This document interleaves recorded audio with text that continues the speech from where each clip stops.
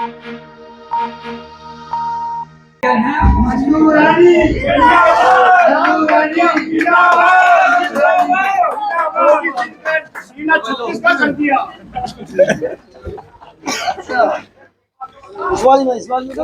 इसमें ही है, इसमें।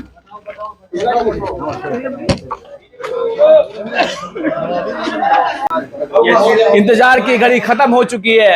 एशियन गेम्स में स्वर्ण पदक लेने के बाद अन्नू रानी स्वदेश लौट चुकी है। यहाँ पर अन्नू रानी के स्वागत में तमाम हजारों की संख्या में लोग उमड़ पड़े हैं, पलक पावड़े बिछा दिए हैं। अन्नू रानी से जानेंगे उनके संघर्ष का सफर, किन किन चुनौतियों के साथ उन्होंने यहाँ तक का ये सफर तय किया है। सबसे पहले अन्नू रानी को बधाई। Thank you sir. जैसे कि गांव में तो स्ट्रगल करना ही पड़ता है, क्योंकि गांव से निकलना मतलब जैसे हमारी सोसाइटी है उनकी उसकी थोड़ी सी मतलब सोच है, अभी तो चेंज हो रही है। तो मतलब पहले सोच यही थी कि लड़कियों का काम है सिर्फ घर का काम करना है या पढ़ाई कर लिया, ज्यादा ज्यादा क्या है टीचर का जॉब को अच्छे समझते हैं कि हाँ टीचर बन गई उसके बाद शादी कर देते हैं।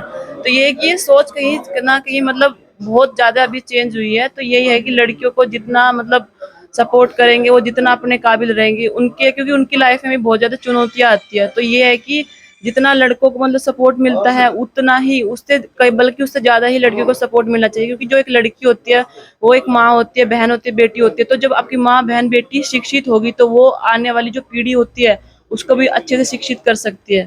इतिहास के पन्नों पर एक सुनहरा अक्षर आपने लिखा है। एशियन गेम्स में पहली महिला खिलाड़ी हैं जिन्होंने स्वर्ण पदक जीता है।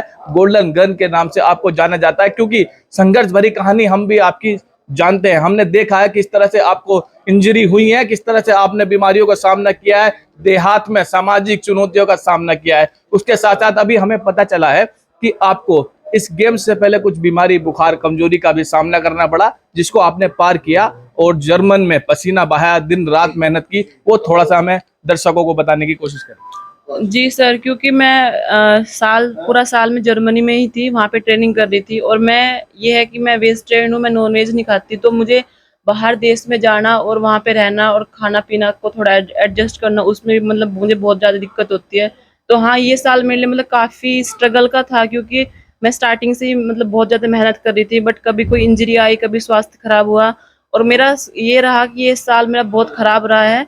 और ये था कि मतलब सारे कॉम्पिटिशन मेरे खराब हो चुके थे और मैं मतलब इतना डिप्रेस भी हो चुकी थी। मैं मतलब ये सोच रही थी कि पता नहीं आगे मतलब गेम कर पाऊंगी या फिर नहीं कर पाऊंगी। लेकिन मैंने अपने आप को समझाया, मैंने हार नहीं मानी। मैंने सोचा कि अभी एशियन गेम्स है, ये मेरा मतलब इस साल का तो लास्ट कॉम्पिटिशन है, तो इसमें खेलूंगी और जी जान लगा दूंगी कि मतलब बहुत अच्छा करना है, मैंने सोचा था इसमें। हजारों अन्नू रानी जो तैयारी कर रही हैं वर्ल्ड लेवल पर खेलने के लिए, उनके लिए क्या संदेश होगा?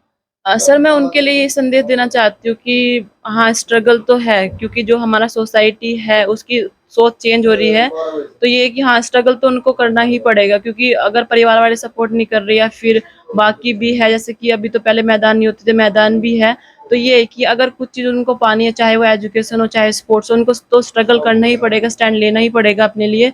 तो ये कि हार नहीं माने, क्योंकि जब मैंने स्टार्ट किया तो उस टाइम तो इतनी सुविधा नहीं होती, लेकिन अभी तो उससे काफ़ी ज़्यादा सुविधाएं हैं और लोग स्पोर्ट्स के बारे में जानते भी है। तो ये कि हाँ, जब मैं उतने खराब सिचुएशन से आके यहाँ तक मैं पहुँच सकती हूँ, तो आप भी पहुँच सकते हैं। हार मत मानो, कंटिन्यू मेहनत करते रहिए। तो युवाओं के लिए संदेश, अन्नू रानी को आइडियल बनाएं और देश के लिए मेडल जीतने के लिए दिन रात मेहनत करें, चुनौतियों का सामना करें। अब तक के लिए इतना ही। मैं दानिश अंसारी, जनवानी न्यूज, सरधना।